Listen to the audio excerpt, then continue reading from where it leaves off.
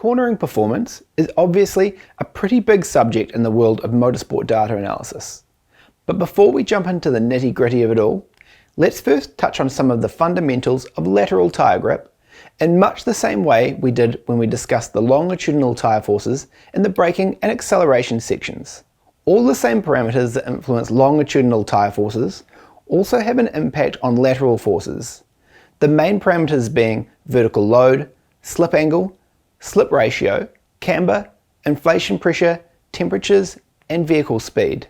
As with slip ratio being the dominant parameter the driver has control over with longitudinal tyre forces, slip angle is analogous for lateral tyre forces.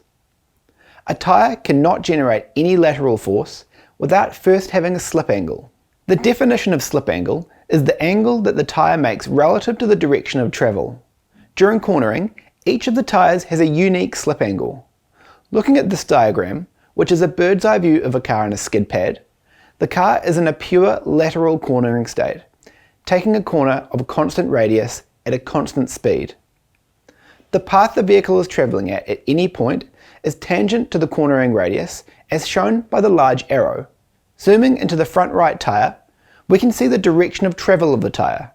Note that the tyre isn't pointing in the same direction as the direction of travel. It's steered further in towards the corner. The angle between its direction of travel and the direction the tyre is pointing is the definition of slip angle. If we add in a line to indicate the orientation of the chassis, the angle between the direction the tyre is pointing and the direction the chassis is pointing is the steering angle. It's important to understand that the steering angle is what we're normally logging, not the tyre slip angle. It's not possible to measure the slip angle of each tyre without some specialist equipment. At least one slip angle sensor is required. These sensors tend to be expensive and are typically only used in closed testing environments. In many series, their use is explicitly banned for cost control reasons. Looking at the same diagram as before, the lateral force supplied by the tyre is indicated by this arrow. Because the tyre is deformed, and there's a self-aligning torque which makes the tyre want to return to its undeformed state of having zero slip angle, it's the combination of the lateral force and self-aligning torque of the tyre that results in the steering feedback force that the driver feels through the steering column. The relationship between how the forces and torque on the tyre interact with the suspension kinematics informs how much and at which time the driver gets torque feedback from the tyres during cornering. The typical form of a slip angle versus lateral force plot has some similarities to the slip ratio plot we saw before. This is a typical plot, which in this case is shown for constant values of vertical load, camber, inflation pressure, and a slip ratio of 0. We can see that the lateral force initially builds up linearly in response to increased slip angle before the rate of increase begins to drop off. The force peaks and then the force reduces with increased slip angle. As highlighted here, these are the linear, transitional, and frictional ranges of the slip angle plot. One of the implications of this plot is that in the linear section, lateral force builds up quickly in response to initial steering input. The slope of the linear range is referred to as the cornering stiffness of the tyre. The steeper this line is, the higher the cornering stiffness, and the quicker the initial response of a tyre will be to steering input.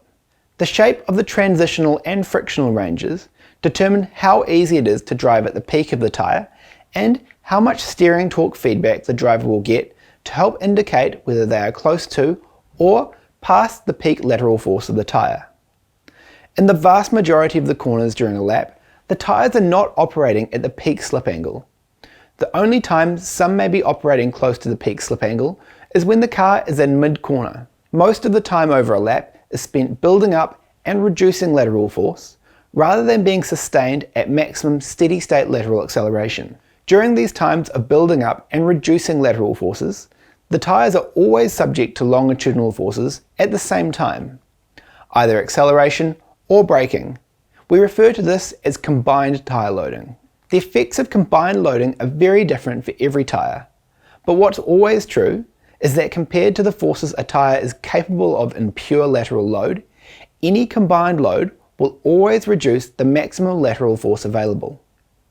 One way to visualize this is by looking at a friction ellipse for a given tyre, which can be used to visualize not only the maximum limits of longitudinal and lateral force, but also its combined force characteristics.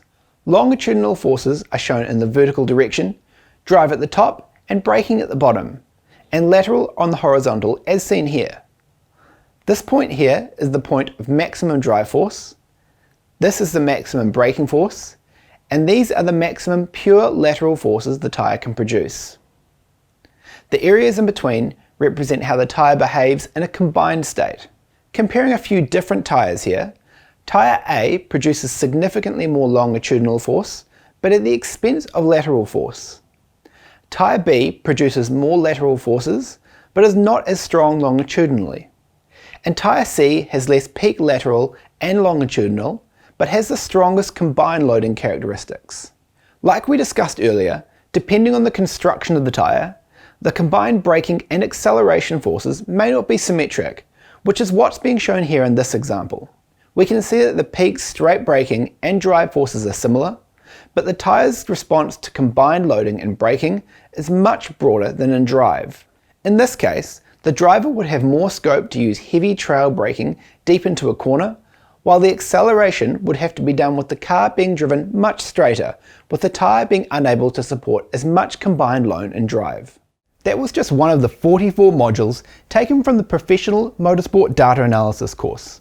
If you want faster, more consistent lap times, along with an understanding of the tools used by the pros, then you'll be interested in this course. We start with a summary of advanced logging concepts and sensors before covering advanced math channels, driver analysis, damping analysis, and much more, before we wrap it all up with a simple 7-step process that you can then easily apply to your own data logging projects. This course will take you from simple sensor setups for your track day car all the way through to the tools and techniques used to log and analyze data for serious professional level race cars.